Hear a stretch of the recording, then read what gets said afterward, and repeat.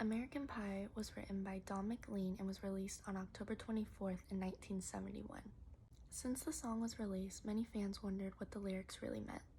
When Don was asked, the only answer he gave was, "It means I never have to work again." Since Don wouldn't come out and say what the song was about, fans had to come up with their own illusions as to what this song was about. Many fans came up with the conclusion that it was a tribute to Buddy Holly's death.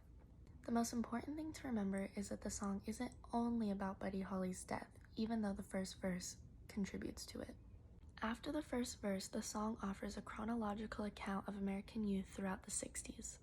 There are several references to specific individuals, some more obvious than others. For example, the jester is Bob Dylan. The line, "with the jester on the sidelines in a cast," this is a reference to the motorcycle accident that temporarily halted his career.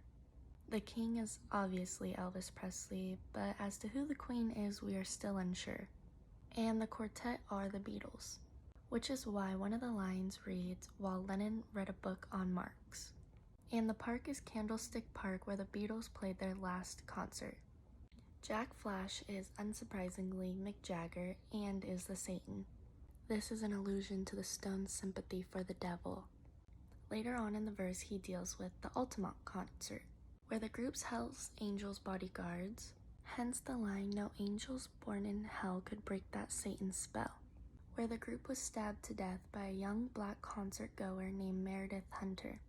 A girl who sang the blues is Janis Joplin, and the Father, Son, and Holy Ghost refers to the three singers who died on the plane. Holly himself, Richie Valens, J.P. Richardson, and the Big Bopper. The song also refers to the three most prominent victims of the 60s who died: Martin Luther King, Bobby Kennedy, and JFK. The song's non-musical allusions are rather less than straightforward. However, I have my own theories as to what it alludes to. Events including the Charles Manson's killings, hence the Helter Skelter in a Summer Swelter. That's a tongue twister. The Beatles' Helter Skelter was the song that inspired Charles Manson's family. The Vietnam War. The Sergeants played a marching tune, a reference to Sergeant Barry's gung-ho ballad of the Green Beret.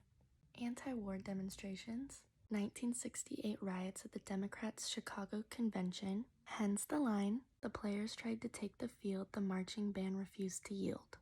And Woodstock, hence the line, "there we were, all in one place." American Pie by Don McLean paints a picture of the 60s, all correlating with days the music died.